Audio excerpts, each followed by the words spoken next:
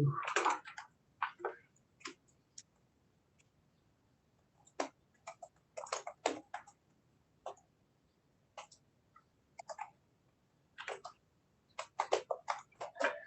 right, looks like Director Stallard.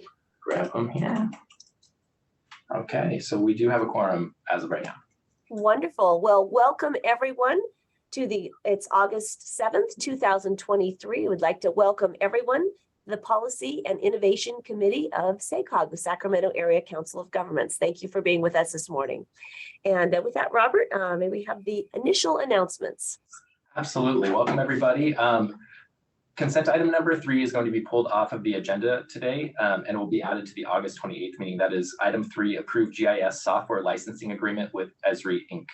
We pulled off of this agenda and added to the policy innovation agenda on August 28th. Okay. All right, thank you. And with that, I'd like to ask you to join me and rise and say the Pledge of Allegiance. Hand over your heart. Ready, begin. I pledge allegiance to the flag of the United States of America and to the republic for which it stands, one nation, under God, indivisible, with liberty and justice for all. Thank you. All right, may we have the roll call, please? Yes, directors, when I call your name, please indicate your presence. Director Desmond. Here. Dowden Calvillo. Present. Howdeshelt. Absent. Saragosa. Absent. Schaefer. Here. Stallard. Oh, Director Stallard, you were on mute. Present, thank you. Thank you. Vang. Here. Villegas. Absent. Vice Chair Burris. Here. And Chair Thomas. Here. Thank you very much. Great. At this point, we will move on to public communications. There is no public comment at this time. All right, thank you. And with that, we are on to the consent calendar, recognizing that item number 3 has been pulled off the consent calendar. Are there any changes? Madam Chair, I was just going to say, Madam Chair, Dowden Calvillo will move adoption. I'm sorry if I did that prematurely. Not at all. Do I have a second? Stallard seconds. All right, wonderful. I assume there's no public comment on the consent calendar? Let me double check here. There is no public comment. All right, with that, may we have been moved and seconded. May we have a roll call, please? Yes.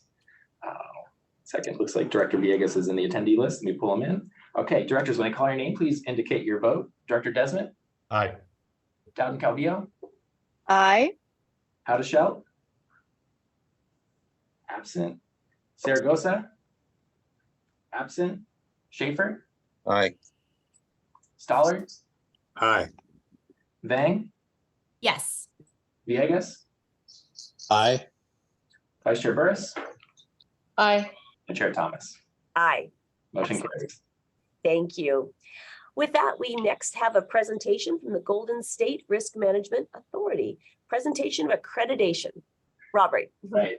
So I will be introducing, good morning, members of the committee. It is my privilege to introduce Brian Ettinger of Golden State Risk Management Authority, GSRMA, to present an accreditation to SACOG. So without further ado, I'm going to go ahead and hand it over to Brian for our award. Welcome, Perfect. Brian. Thank you so much. All right. And everyone can see this right now? Looks great. Perfect. Awesome. Well, I'm Brian Ettinger. I'm a risk control advisor here with Golden State Risk Management Authority. And today we're just going to talk a little bit about the Risk Management Accreditation Program and SACOG's achievement today. SACOG's been a member with us since 2014, so we always appreciate your continued membership. So who is GSRMA? GSRMA is a California-based risk pool. So we work solely with public entities in California, smaller counties, cities, and then middle to smaller sized entities as well. We have all lines of coverage, so general liability, workers' compensation, property, auto, errors and omissions, directors and officers, cyber, pretty much everything you could think of. And so SACOG participates in all that. our tagline is that we provide innovative programs and personalized service. So we're one of the few pools that still gets out in front of our members and at least tries to visit folks, several times a year if we can. And then we're always trying to keep our programs up to date as well to serve our members. So the program we're talking about today is our Risk Management Accreditation Program. This is a best practices program that we developed looking at our membership as far as our successful members who weren't having claims, and we looked at our members that were having claims, and we saw some things that our successful members were doing that our kind of claims-ridden members weren't. So we developed this program. It's a self-scored application that goes over things such as policy administration, making sure that your officers are compliant with things like ethics, harassment, claims administration, risk control and loss prevention efforts. It's really comprehensive. And so this is an application Robert and the team goes through. And so by participating in this, you can get up to 10% of your annual contribution back, capped at $75,000. And this was the first year that SACOG actually hit that 10%. So you've got to get 100 points or higher to hit 10%, and the threshold before that is 7% back. So it's a significant difference, and it's a good achievement. SACOG's been working towards this several years. I know we started, I think, about 5%, and we added to that and got to 7%, and then this year we actually hit that full 10% accreditation. So really a great achievement on Robert and the team's part. And so then you actually have Robert and Renee there receiving the award in the check. And I apologize, I got booted from our server. It was to the tune of about $22,000, I believe. I don't have the exact figure with me, but, significant dollar amount back. And so, I just wanted to say, thank you, SACOG, for being such a great member. A lot of my job is chasing down questions, things like that for people. SACOG is one of those members I know that when a question is asked, there's going to be some sort of action taken on that. That information is going to be disseminated. It's not falling on deaf ears. So I never mind when SACOG reaches out. It's always a pleasure to work with Robert and the team. And that's about what I had to say. Oh, Brian, what a great way to start our meeting today. And you're right, we do have excellent staff here at SACOG. And so Robert and your team, just kudos and congratulations for achieving this significant achievement. So just really well done. Thank you, Chair. Really appreciate it. Wow, that's really meaningful. Do any committee members have anything they'd like to add to this? All right, does any member of the public wish to speak on it? There is no public comment. All right, well, Brian, thank you for starting our day off so well. And Robert, once again, a big congratulations for ensuring that we are compliant and in all of the best practices that make up an excellent organization. Well done. Thank you. Great. Well, we now move on to our action item number 4, which is to approve revisions to SACOG's procurement manual and signing authority policy. Good morning, Loretta. Good morning, Chair, and good morning, member of the boards. This morning, yes, staff is requesting that the Policy and Innovation Committees to recommend that the board approve the proposed revisions to the procurement manual to include procurement of software products and other revisions. And then also approve the proposed revisions to the signing authority policy to amend SACOG Executive Director contracting authority up to $100,000 without the consultation with the Policy and Innovation Chair and Vice Chair. The proposed changes will improve regulatory compliance, strengthen internal procedures, and make procurement and contracting more efficient and cost-effective. The last major update to SACOG policy, procurement manual and signing authority policy was adopted by the board in 2019.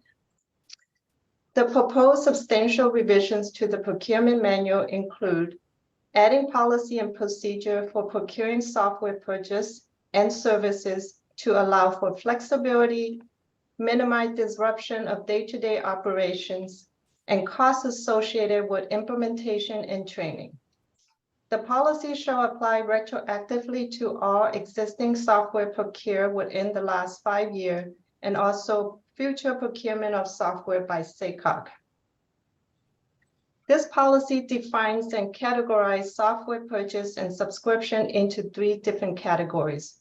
First is the operations off-the-shelf software purchases, such as Microsoft Suite, Adobe's, Zoom. These purchases can be utilized state and local governments, procurement, and also cooperative purchase agreement. So SACOG can benefit from the pre-negotiated bulk quantity discount and without doing a competitive procurement. The second category is software as services and custom software license, such as the website design service and software, accounting software system, travel demand model software, and other software that SACOG procure. These can be procured competitively in accordance to the federal and state requirements. Considering the costs associated with the implementation, training, and the disruptions of the day-to-day operation, this category of software will have an initial terms of 5-year, currently it's a 3-year initial terms in the procurement manual, with the options to renew agreements up for additional 5-year, totaling 10 years. Also, the last category is sole source software. Sole source software is only available from one source, and there is no other vendor or provider that can provide the software that meets SACOG needs. So in order to, instead of going out competitively procure for this type of software, it can be just documented in accordance to the existing policy in, that is documented in the procurement manual. The revision also increased the state threshold for small purchases from 25,000 up to 250,000, consistent with the federal requirements and state guidelines. 3 competitive quotes still will be required for procurement up to 250,000. Also increase the state threshold for informal solicitation of non-architectural and engineering services from 5,000 to 250,000. This is also consistent with the federal requirement and state guidelines. Competitive quotes will still be required for procuring services up to 100,000, and informal requests for bids processed through SACOG website procurement portal will be required for services over 100,000 up to 250,000. Currently, there are 350 vendors signed up for SACOG web portal's website, including certified small businesses, minority business enterprise, and other minority businesses. This process will ensure that more vendors, including small businesses, will know about SACOG service requests and potentially receive more competitive quotes for project requests. There are also some minor updates to conform with the federal and state requirements and also current practices. With that, I'm going to pause for a minute, see if there's any question related to the procurement manual.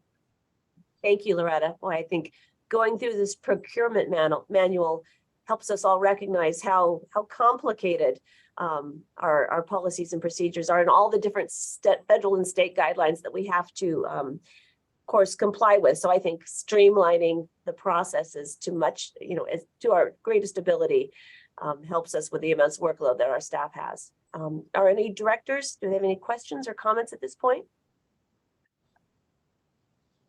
Okay, I'm not seeing any. Okay, then I'll move into the proposed signing authority policy.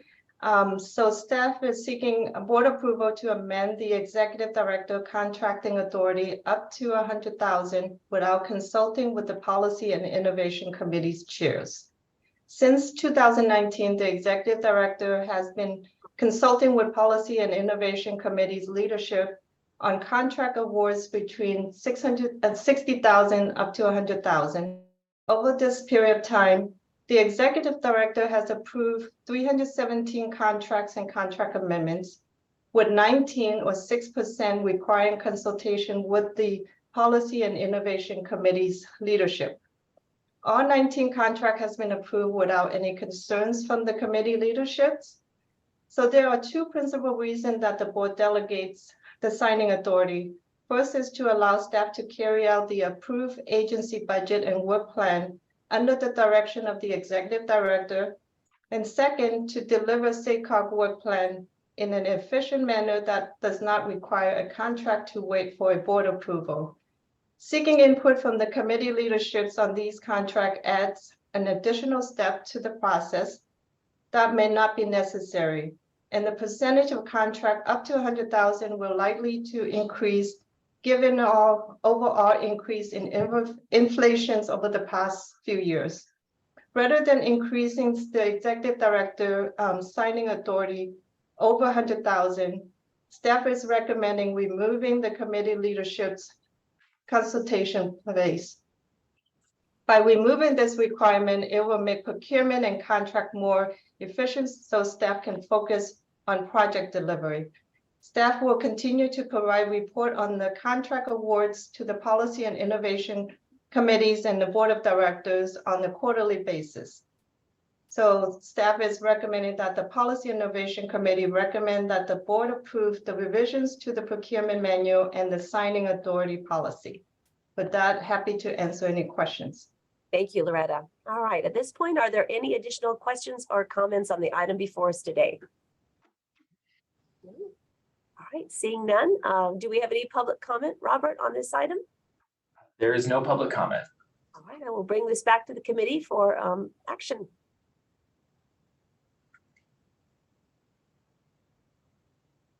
Without Dowden Calviel will move adoption of the recommendation. excellent. Do I have a Desmond second? seconds. Desmond seconds. Excellent. May we have a roll call, please? Directors, when I call your name, please indicate your vote. Director Desmond, Aye. Dowden Calvillo, Aye. Hadashel, absent. Saragosa, absent. Schaefer. Director Schaefer, you were muted. Having some technical issues. We'll come back to Director Schaefer. Aye. Oh, There there, it is. there it is. Let the record show Director Schaefer said aye. Stollard, Aye. Vang, Yes. Villegas, Yes. Vice Chair Burris, Yes. and Chair Thomas. Yes, thank Motion you. carries. Thank Hopefully you. that will streamline our workload. Thank you very much, Loretta. Thank you. With that, we are on item number 5, adopt SACOG policy for the Administering Transportation Development Act funds. Good morning, Carolyn. Good morning, Chair and members of the committee. Caroline here. And before you is a proposed policy for administering Transportation Development Act funds, otherwise known as TDA funds. Now, briefly, TDA funds have 3 parts. There's the Local Transportation Fund, LTF, State Transit Assistance Fund, STA, and State of Good Repair, SGR. And each year we have a financial audits, and this helps SACOG maintain its internal controls and provide reasonable assurance that it's complying with the financial aspect of TDA funds. And every 3 years we have triennial performance audits, and the last audit was December last year. And our audit reviewers recommended that we have a separate policy showing how SACOG administers these funds. So today the staff is documenting that policy. It documents how funds are distributed once they're received at SACOG, how requests or claims are processed, the unmet transit needs, which is an important part of administering and overseeing transportation funds is done, the reporting, which includes annual audits and record retention, and what happens if we have a fund balance. That's what the policy has. Staff is now asking that this committee recommend to the board to do 2 things. 1, to adopt the policy for the administering and overseeing of TDA funds, and 2, to authorize the executive director to modify, update the policy and procedures with the delegated authority as needed to reflect any changes that may come in TDA statutes, regulations, or laws. I'll answer any questions. Thank you so much, Caroline. Do committee members have any questions on this item? I believe our triennial performance audit had excellent findings, but I appreciate that SACOG is following up on this suggestion that was a result of that audit. So well done. Thank you. I don't see any committee members that have any questions or comments. Robert, do we have any public comment on this item? There's no public comment. All right, thank you. So I will bring this back to the committee for a motion and a second. Move approval? Schaefer First, second. and Burris seconds. Excellent. Roll call, please, Robert. Directors, when I call your name, please indicate your vote. Director Desmond, Aye. Dowden Calvillo, Aye. Haudashelt, absent. Zaragoza, absent. Schaefer, Aye. Stollard, Aye. Vang, Yes. Villegas, Aye. Vice Chair Burris, Yes. and Chair Thomas. Aye. Motion carries. Thank you so much. Thank you, Caroline. Appreciate it. All right. With that, we are on item number 6, approval of an amendment to, boy, I'm not even going to try that, but it's a budgeting software contract. I'll let you take it away, Loretta. Thank you, Chair. Yeah, this item is seeking board approval to amend the Crestica contract, a budgeting software to add feature enhancement to the existing budgeting software and also build custom reports needed to replace manual generations of certain reports. Back in June 2019, the board approved the release of a proposed request for proposals to solicit proposals from qualified vendors for an accounting software system, which includes functionality like accounting, human resource, payroll, and budgeting. After evaluation of 5 proposals for functionalities that meet a range of SACOG needs, a contract was awarded to SparkRock for its software as a service and with the options to integrate Crestica, the budgeting software. In October 2022, staff exercised the options to integrate Crestica budgeting software for managing SACOG budget with SparkRock for a term of 3 years in the amount of $98,473.75. While procured jointly, SACOG has separate contracts with SparkRock and Crestica. This staff request is pertained to the contract with Crestica. The Crestica budgeting software will streamline, simplify, and provide for more accurate budgeting and forecasting for staff to make informed decisions. Staff is requesting board approval to increase Crestica contract by $38,625 for the subscription and implementation of the budget book for a 2-year term and for development and integrations of custom reports, resulting in a revised contract amount of $137,098.75. The addition of the budget book will provide a comprehensive document management and financial reporting tool that is anticipated to be used in connection with staff efforts related to the development of the annual overall work program. And additionally, staff need assistance from Crestica in the development of custom reports to replace the manual Excel report that are currently used for budgeting reporting. This is to increase accuracy, saving time, and also improve transparency. The total contract, the 5-year contract for the accounting software and 3-year contract for the budgeting software totaling $628,190. With that, I'm happy to answer any questions. Thank you, Loretta. Are there any committee member comments or questions at this time? I don't know about you, but as a director and as a county supervisor, I always appreciate a user-friendly budget book, especially. All right. Robert, do we have any public comment on this item? There's no public comment. All right. I will bring this back to the committee for a motion and a second. Madam Chair. Oh, go ahead, Stollard. I'll second your motion, Mr. Stollard. And I'd just like to comment that No budget program is ever that simple, and it'll probably be fully integrated. I know we have a team that can get the job done. Thank you. Excellent. All right. So we have a motion from Stollard, a second from Dowden Calvillo. Maybe have the roll call, please, Robert. Directors like Carney, please indicate your vote. Director Desmond. Aye. Dowden Calvillo. Aye. Howdeshell, absent. Saragosa, absent. Schaefer, Aye. Stollard, Aye. Bang, Yes. Villegas, Aye. Vice Chair Burris, Yes. and Chair Thomas. Aye. Motion carries. Thank you. All right. That is the end of our action items this morning. We move on to information. And we are about to receive item number 7, an advocacy update. Good morning, Renee. Good morning, Renee DeVere-Oki. I'm part of your government affairs team. So information item. And so this is an update on what's happening both federally and at the state level in terms of advocacy. So within your packet, you'll find 2 memos regarding activities that have happened in the last month, as well as some going with earlier summer, since the last time this committee got together was in early June. So I'll briefly run through some of the highlights on the federal side, and then I will hand it off to Chris Lee and Kiana Valentine of Political Group to cover our state activities, as well as provide an update on SACOG-sponsored legislation, AB 350, as well as what's happening on some of our transit funds.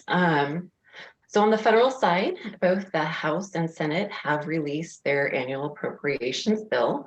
So the appropriation bills are what provide funding for highways, transit, rails, competitive grants, and those things we like to call earmarks. So as typical for the last few years, there's a variation between what we're seeing in the House and Senate. So one has more drastic cuts than the other. So we're waiting to see what happens. So there'll be a lot of activity coming out over the next few weeks. Everybody's out on vacation right now because there's August recess. So we'll wait to see what happens as we head our way towards the end of September. Also, I wanted to highlight that SACOG had received an award from NARC, the National Association of Regional Councils, at their conference in June, with an achievement award on our Green Means Go program. Attachment B, you'll find a handout that was developed by our lobbyists. It's also a great communication tool that we're using to share what we're doing on that program, as well as try to get others involved in helping try to promote that program and getting funding sources for that. Both Eric and then our director, Saragosa, attended on behalf of SACOG to accept that award. I don't know if you wanted to say anything, Eric, about that. No, just there was a lot of interest from peer regions across the country about what we're doing with Green Means Go. I think they're faced with the same challenges of a lot of different federal programs and bureaucracies that think about things in a silo, and that doesn't really reflect what you're all seeing on the ground with having to cobble together different funding sources. So a lot of enthusiasm there, and yeah, Renee and our team are working with the lobbyists to continue to push on that on the federal side. Excellent.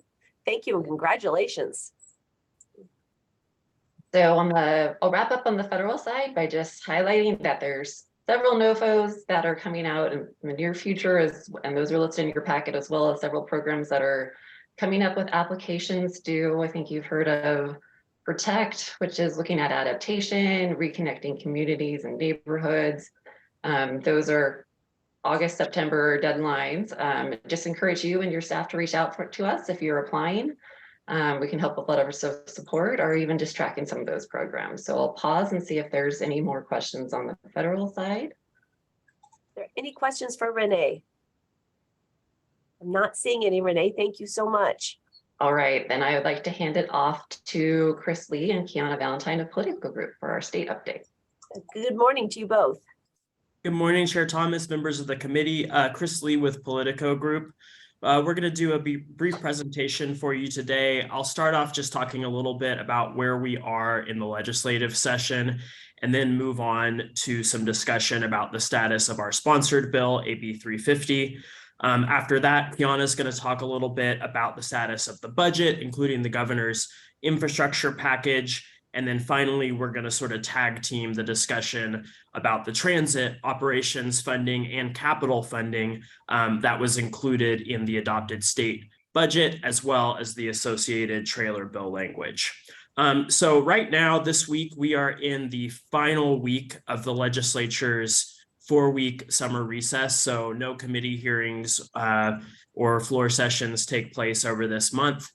They're coming back on Monday, August 14th, after which time we'll have about 2 weeks of appropriations hearing, culminating in the suspense file where hundreds of bills will all be considered en masse by the committees.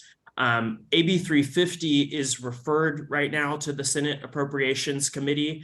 If you recall, when we were in the Assembly, we went out of committee without having to go to the suspense file because there's not a significant fiscal cost associated with AB 350.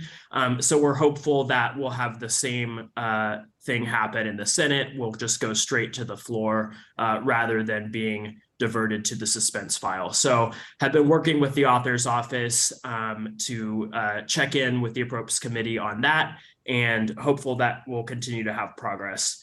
The last steps before we got to the appropriations was a hearing in the Environmental Quality Committee. We passed on the consent agenda there out of that committee with the recommendation that we also go to consent on appropriations. And so we've had very smooth sailing throughout the legislative process. If you recall, there were some questions in the Assembly Transportation Committee hearing, but that's the only committee where we had a full presentation and discussion, and we still had a unanimous vote there. So very pleased with the progress on the legislative front. And then, as we noted in the report, now we're really at the point of the process where we're engaging the administration. So obviously, this is a very technical bill. The way the RTP SCS process is structured and the importance of that document for consistency determinations and things during this time period when we're going to be extending the deadline has a lot of bells and whistles and things that we just want to make sure we're on the right page in terms of the timing and making sure everyone in the administration is comfortable with what we're doing. So we've had ongoing discussions with CARB. We're meeting with them, with SACOG staff tomorrow, hopefully nail down kind of the final remaining issues, and then want to check in with higher level folks in the administration, including the governor's office, to make sure we've got everything in order to ensure a signature. Session ends September 14th, and then the governor has a month to sign or veto any bills that are in his possession after that date. And so really just working on the final steps there with AB 350 to ensure a signature. So I'll pause there, see if there are any questions. Otherwise, we can move on, and Kiana will talk a little bit about the state budget. Any director comments at this point? I would just like to congratulate everyone on the progress of AB 350. And there's a lot of moving parts there. So thank you for all your diligent work on that. Thank you. And Kiana? Great. Thank you and good morning, all. Pleased to be here again. I have been trying to recall where the last time we got to speak about the state budget was, given our break. So hopefully we're hitting the mark with respect to giving you the information you need. Of course, we have been providing monthly reports to you all, trying to track the progress of the bills and budget. So as many of you are aware, if not all of you, particularly because of the SACOG region and some of the Delta related proposals, the governor came out in early June with a set of 10 budget trailer bill proposals related to accelerating infrastructure, streamlining approvals on a variety of types of infrastructure projects, from transportation, water, and energy projects primarily. At the time, it was postured that this was to be part of the state budget deal, and that he was calling on the legislature to take swift action on approval of those measures. The legislature, asserting their role over policymaking, took a number of weeks and hours of policy committee hearings to give those concepts a full vetting. It was not just here are my proposals. Yes, we will incorporate this into the budget, and they sung Kumbaya. It took a while, right, for the legislature and the governor to get there. Again, I had mentioned the Delta Tunnels project. One of his original proposals was streamlining and acceleration and some other restructuring related to the Delta Tunnels. And ultimately that was not included in the final infrastructure package that the legislature and the governor negotiated. And I think that was a positive thing from my perspective, I think, in where the SACOG members were sort of landing. I'm seeing a thumbs up come up. So yeah. They did reach agreement, and I can run through some of the high levels of what was in the infrastructure package for you all, but just know that once that those infrastructure package pieces of legislation were agreed upon by the legislature, the rest of the budget deal came together. And so the legislature approved AB 102, which made changes to the originally adopted budget. SB 101, recall they have to adopt something by June 15th. It's a constitutional requirement. Otherwise, the legislature stops getting paid. So they adopted a budget, and then a couple of weeks later, adopted a second budget that codifies the legislature and governor's agreement. As part of the final 23-24 spending package, transit funding issues, operations funding issues were addressed in part. I think that it went a decent amount of the way in trying to resolve some of the operational challenges various transit agencies are facing throughout the state. And as you know, they're different in every region. In some places, things are more severe than in others. But that trailer bill, SB 125, did have some controversial aspects to it, or I should say, maybe not controversial, but it would change structurally the role of, say, SACOG in terms of its RTPA capacity and how transit operations planning is provided for. Chris and I have had a number of discussions with policymakers in the Capitol, and we believe that there are going to be cleanup changes to SB 125 in the coming weeks before the legislature concludes in September. And so we've been, talking with the SACOG staff to sort of figure out what, if anything, SACOG would advocate for if there were cleanup on this measure later this fall. And then let me just quickly, before I think Chris was gonna really highlight the public transit stuff. He's been running point on that for us. So let me just run down the list of the streamlining bills and at least the topics for you, so you know what was included and what wasn't ultimately. There was a bill related to his green bank and energy proposals. There was a clean transportation related measure. The Caltrans advanced mitigation, and then I-15 wildlife crossings around the high-speed train connecting Las Vegas to San Bernardino County. Progressive design build was agreed to, job order contracting was agreed to, and then NEPA assignment for transit was agreed to. They did reach agreement on the fully protected species issue. I would say watching the hearings, that one was an interesting dynamic to sort of try to figure out what they were doing with fully protected species.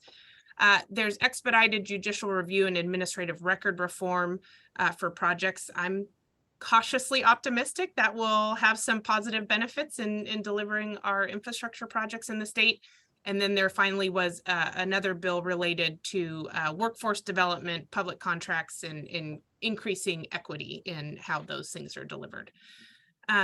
I will pause as well, see if there were questions, or ask Chris if I missed anything he was hoping I would cover. Yeah, there's a lot there, Kiana. Thank you.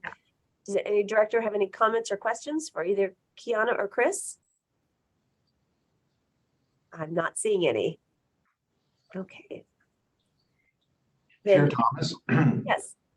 Can I just say a couple of things, because I know that was a lot of information, because lots of things are happening, but I just want to put a finer point on a couple of things that Chris and Kiana and Renee covered. And you mentioned AB 350. So first off, we're making really good progress. The finish line is in sight, but so thank you to all of the directors who have actually been in meetings with our regional delegation. I think we've covered everybody now in the entire delegation. That was incredibly helpful. And as I'm sure you've been all involved in legislation before, so stand by. We may need your help yet, right? Just in terms of making sure this gets all the way into the governor's office and gets signed. And remember too, that in addition to giving us 2 extra years on the blueprint plan to do all the things we've talked about doing and deeper engagement and way more than we're just required to do in terms of engaging the region. This also lines us up with the Bay Area's transportation plan, which is hugely important and a big priority of the Mega Region Working Group, and gets us just 1 year away from all the Central Valley COGS. So that's just an AB 350 thing. And then just, I think as was Kiana who mentioned the budget deal, we've had a transit fiscal cliff, so to speak, right, brewing for a while. Interestingly, it's hit the operators that rely more on fare box revenue, AKA BART in the Bay Area. So when you don't have riders and your 50% of your revenue is from the fare box, you're in a world of trouble. And if you've been paying attention to this, BART is in a world of trouble as they are trying to extend down to San Jose. They're trying to basically just keep their system functioning and going. So this was a statewide deal to basically put some infusion money into transit operations around the state. And both us as the RTPA for the 4 counties, so Sacramento, Yolo, Yuba, Sutter, and then PCTPA and EDCTC, we have significant amount of funding coming to the region to support transit. And there are going to be very important questions about how we allocate that, right? I just wanted to make sure people had a heads up, because it's both shoring up our services, but I think it's also thinking a little bit about some sustainable investments, right? And making sure we are even implementing some of the things we've worked on here, like the next generation transit strategy, micro transit, bus rapid transit. I'm just trying to pique everybody's interest around the screen. So stay tuned on this. As again, Kiana and Chris said, there's probably cleanup legislation, but once this gets cleaned up and it starts to move, it's going to have to move fairly quickly. And whether you're here at SACOG or you're on your transit district board or you're on your RTPA board, you're going to hear a lot about this in the months ahead. And it really is it's a pretty major opportunity. Many of us were actually surprised they, in a tough budget environment, they were able to figure out how to put this much funding into public transit. So it's just an opportunity that we need to really obviously take very seriously. Just to put a finer point on it, it's north of 300 million for our region alone. So it's a very significant amount of funding. So you think we just went through a funding round for 4 counties of 130 million. This is 300 million for all 6, right? So lots to come on that. That's quite significant. And the responsibility will be on, like you say, James, on all of us to make sure that we get innovative and creative with that. So the investments we do make will move us forward in a industry that has been completely disrupted. Yep. Yeah. All right. Thank you. So is there anything else, Kiana or Chris or Renee?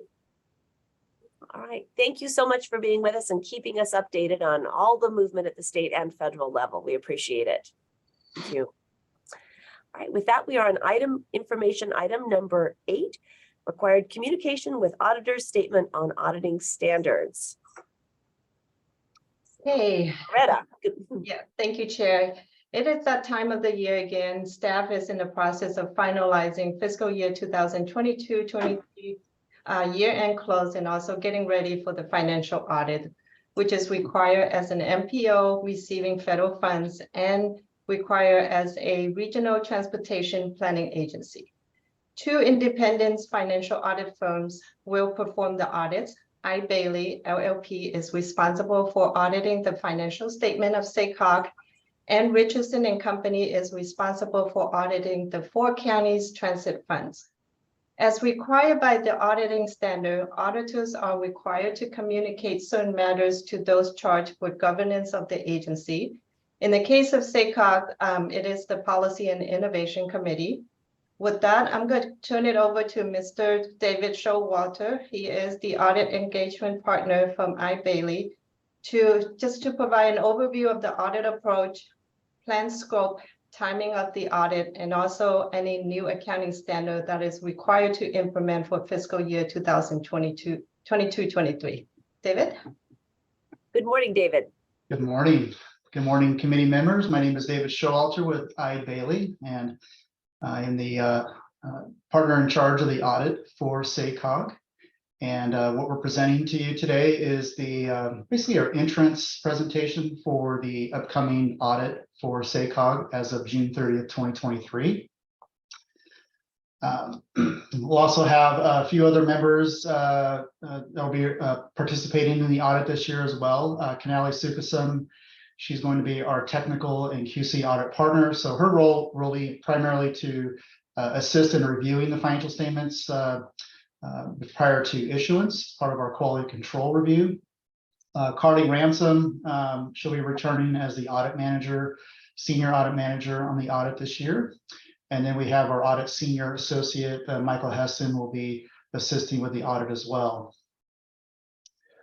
So our scope with the audit is to perform the audit of the annual comprehensive financial report that SACOG prepares each year. So this includes the financial statements for SACOG along with the related footnotes. There's also supplementary information that's included in the financial statements along with the management's discussion and analysis. And as Loretta indicated, there actually are two CPA firms involved with the audit. We are what we would refer to as the group auditor. So we have ultimate responsibility with the audit of the financial statements for SACOG, but there is another audit firm that will audit the LTF and the STA funds. And we will make reference to those audits within our audit report. We'll also be performing a single audit of SACOG, and this is an audit of SACOG's federal funding that it receives each year. And there are certain requirements that we follow to select those particular programs, but we'll also render an opinion on the compliance with those federal programs. So our responsibility under generally accepted auditing standards and government auditing standards is to express opinions on whether the financial statements that have been prepared by management are fairly stated in all material respects. And our audit provides reasonable but not absolute assurance on the fair presentation of the financial statements. And our audit does not relieve management of its responsibilities. So the conclusion of the audit, management prepares and provides us with a representation letter as part of their responsibility of taking responsibility for the audit and the information that they provided to us in the audit. And then we also will render an opinion on the single audit as far as the compliance applicable to the major federal programs. And part of our responsibility is to obtain an understanding of SACOG, including its internal controls, sufficient to assess the risk of material misstatement and the financial statements, and to design the nature, timing, and further audit procedures. So part of that process is to update our understanding of the organization with respect to what areas of risk do we see that could have an impact on the financial statements. So things that we are concerned about are internal controls to make sure that items related to accounting, of course, we're capturing our revenues, and we have controls over disbursement of funds. We have controls over the paying of employees and so forth, that those transactions are properly recorded in the financial accounting system and ultimately rolling into the financial statements. In addition to custody of assets, cash and cash equivalents, long-term liabilities, other things are properly recorded on the financial statements. And then part of our audit is identifying significant risks.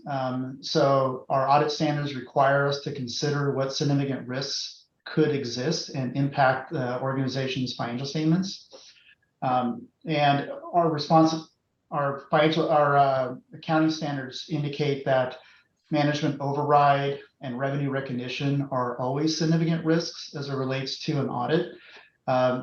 This is because we can't always detect material misstatements in the financial statements, and management. There always could be a risk that management could override internal controls.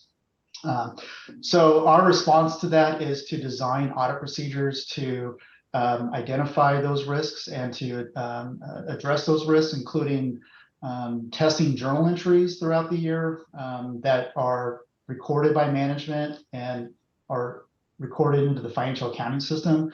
Those journal entries could be as a result of management adjusting certain balances, or maybe in the case of revenue recognition, there could always be a risk of recording revenue that wasn't received. So we do perform procedures as it relates to those significant risks. This year, there's a new accounting pronouncement, and I'll discuss that a little bit later, but that's implementation of GASB 96. If you recall, last year, we had a new standard, which was GASB 87. So this is a very similar accounting pronouncement, and I'll discuss that in the next few slides. At the conclusion of our audit, we will communicate other matters. So we have a separate letter that we provide to the board discussing the qualitative aspects of accounting policies, accounting estimates, and note disclosures, any difficulties we've encountered, any uncorrected misstatements or corrected misstatements, whether we had any disagreements with management in the context of the audit, as well as when management took responsibility for the financial statements and any consultations with other accountants. So the plan, scope, and timing of the audit, we've started the planning phase of the audit. So this is where we start gathering information, submitting information to SACOG for requested items for the audit. Really just starting to kind of gear up for the audit this year and working through any changes that have occurred. Our interim phase of the audit is scheduled this month in August. This is where we'll get an update of the organization, update our understanding of internal controls, do some certain testing of internal controls, and really finishing up the planning phase of the audit. And then we're back out in September to finish up the audit.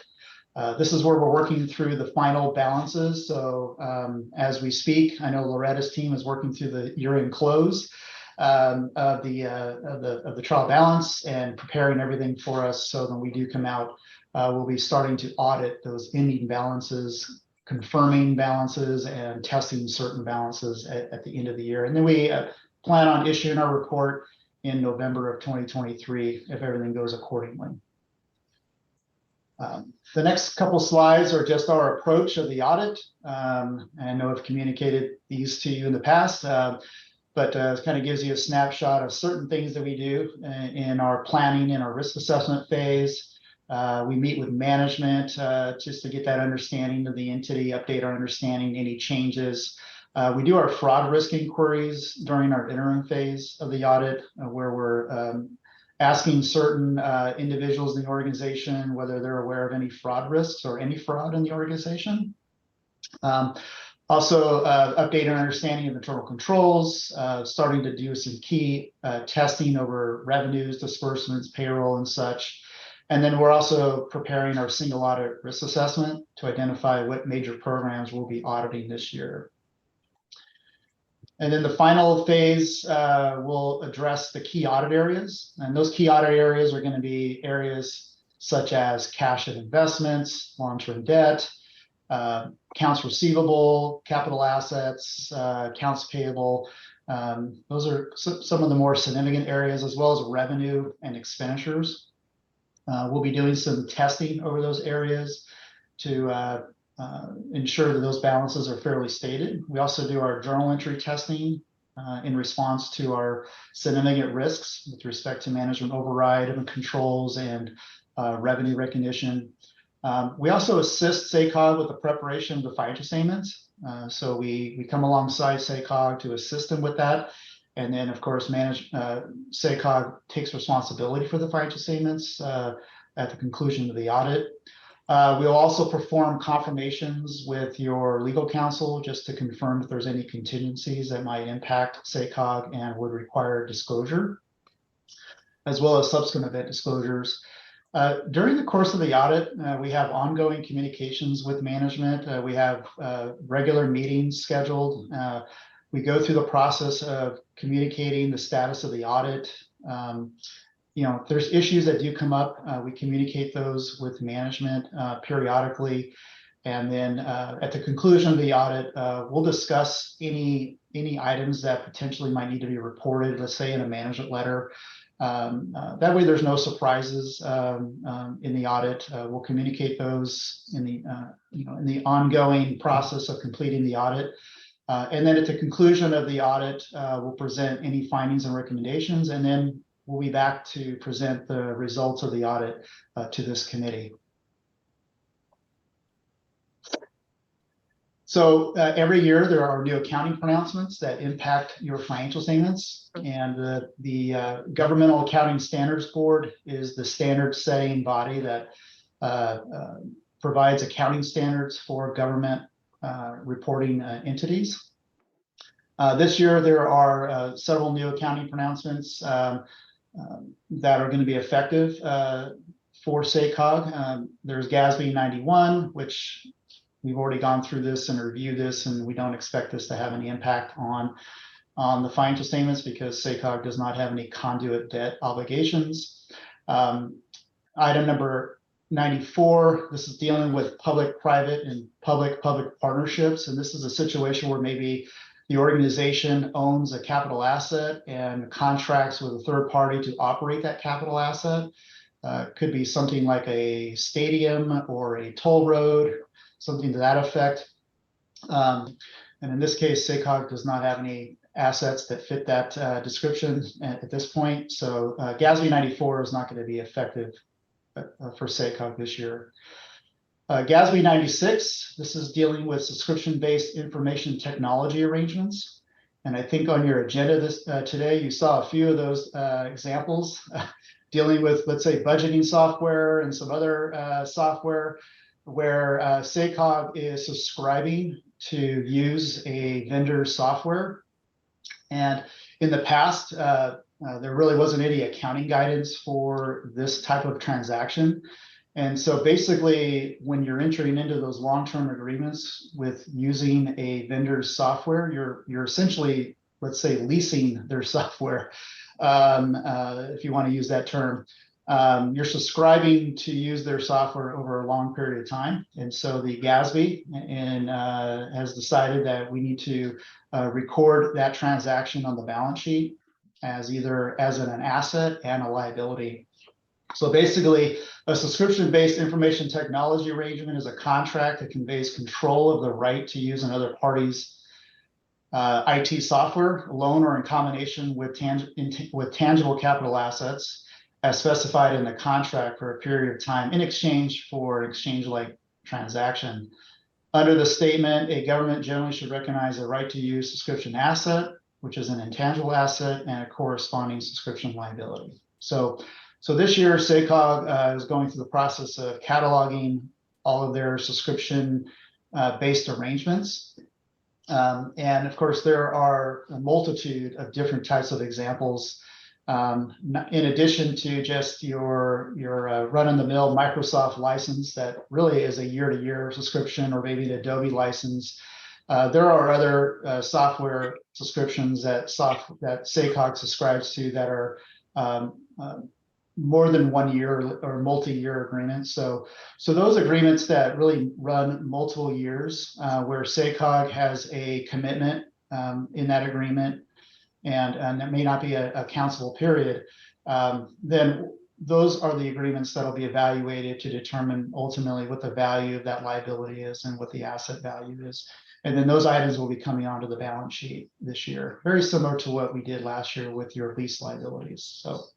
So it is it's not necessarily a complicated accounting standard, but it does require everyone to come together in the organization to come up with a catalog of what the population is for all of these agreements. And of course, as your auditor, we'll be going through that list to make sure that it's complete and make sure that ultimately what the final determination is for whether these should be recorded or not is accurate. And so we will be spending some time in this area for the audit this year.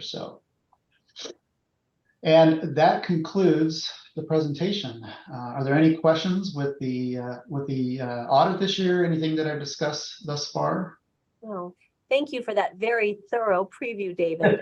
Do any committee members have any questions or comments at this time? Okay, I'm not seeing any. And Robert, I assume no public comment? There's no public comment, no. All right, well, just wish everyone well on the audit process ahead, and we'll look forward to reviewing your findings. Thank you. Right, thank you so much. All right. Well, the last item is just a receive and file. So those of you, it's in your packet on the quarterly report on contracts. Is there any other matter for the good of the order? Madam Chair, I just wanted to remind board members about our board meeting being in Yuba County this month. We're really excited about that. Also want to just highlight for you as well, for board members, there's a walking tour starting at 8:30 a.m. meeting at the Brick Coffee House. So if you're headed up there, if you can get a little bit earlier, there's some coffee on our hosts up there, and you'll get to see a little bit of what they're doing in their community. So I'd love to encourage you to head up a little bit earlier for that if you can. Thank you for that reminder, Eric, and look forward to seeing all of you up there in person bright and early for the walking tour. And thank you, Yuba County, for hosting. And Yes, verify Director Stollard. that's going to be at the Yuba County Health and Human Services Building on Packard Avenue. Is that correct? The meeting starting at 9:30 is at that Health and Human Services, correct? Thank you. All right. Perfect. Well, not seeing anything else. Our next meeting will be on Monday, August 28th at 10 a.m. on Zoom. And I just really appreciate all the committee members for joining us and all of our staff for today's agenda. We appreciate all your work. So, all right, we'll see you soon. Thank you. Thanks, everyone. Bye. Bye.